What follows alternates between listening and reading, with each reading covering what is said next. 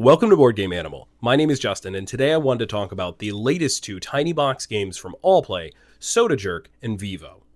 You can imagine I was already pretty excited for these. First of all, a tiny box trick-taking game that I'd already heard a lot of buzz about, and it's about singing dogs, kind of right up my alley for multiple reasons. And then a nice market manipulation game with a fun theme from the Dice Tower's very own Chris Yee.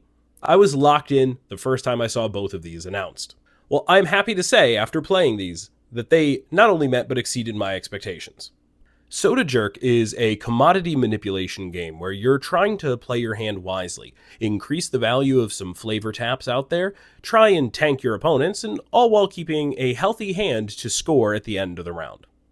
For me, it has the spirit of certain games like Vegetable Stock, like Botswana, etc., but somehow in an even more super approachable package, which is the very point of the tiny Allplay games. But man, this one I think really excels. Super easy to teach and play, highly interactive around the table. It can be a little bit mean at times, but that's all kind of the charm of this one, especially in a game that's so small, so quick, and so replayable. The ratio of fun around the table to how slick the play is makes this one that will come out a lot as either a cooldown game, something to play early before folks get to game night, or as a weeknight game. Couple that with the artwork, which is just kind of a standard because it's Saibepu and it's incredible. But really, the play and the look of the game has equal amounts of charm, and I'm looking forward to introducing this to more and more different groups. So for me, I think Soda Jerk is an 8.5. It's a blast. Vivo is an incredibly quaint, very personality-filled, might-follow trick taker, where the number of suits that need to be played into a trick changes per trick. Solo is essentially must follow, and a duet, 2 suits must be represented, trio, quartet, etc. And this is a simple rule that snowballs into a lot of depth. And it's incredibly interesting because this game gives you so much decision space on a turn when the rules are so incredibly simple to learn and start playing. For example, in a duet, the player plays a blue card. Now you have so many potential choices. You can follow suit to either bleed that suit out of your hand, potentially in a way that could win you a trick, or you have the power to choose what suit is added to the trick. And these decisions often result in a player being able to manipulate the next player in line. Sometimes subtly, sometimes overtly, you are guiding a course on what the next player is able to do, because you have the opportunity to optimize your situation or conversely severely limit the options the next player has available to them.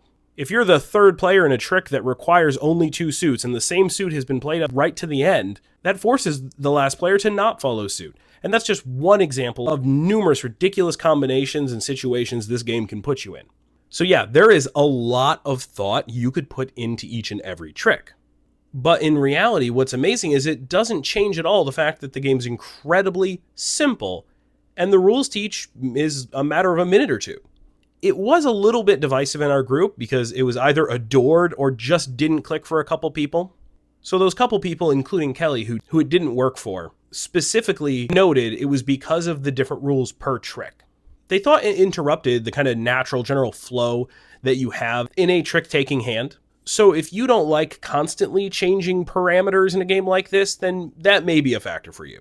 But if that decision space is something that fascinates you, as it does me, like I mentioned earlier, then I say this is a must check out if you like that kind of thing. This is an awesome trick taker and possibly my favorite trick-taking game from Allplay, which is saying something because there are some fantastic ones. But for me, Vivo is currently taking the cake, and I give it a 9 out of 10. And that's that for today. Let me know if you have any questions or if you've played these games and you have thoughts on them yourself. I'd love to hear them. In the meantime, thank you so much for watching, liking, and subscribing. And don't forget to always play board games like an animal. You know, like a adorable little brown dog who can sing. You know, I really wish my little brown dog could sing. Hold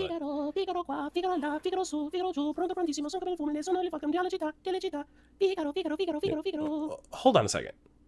Hey, Harry, can you sing? Sing? What are you talking about? No, I can't sing. Okay, hold on. Can we just try something real quick? Figaro, Figaro, Figaro, Figaro, Figaro. Figaro qua, Figaro là, Figaro su, Figaro giù, pronto prontissimo, son come il fulmine. Sono il factum della città, della città, della città. Figaro, Figaro, Figaro, Figaro, Figaro, Figaro, Figaro, Figaro. I didn't know it held such power.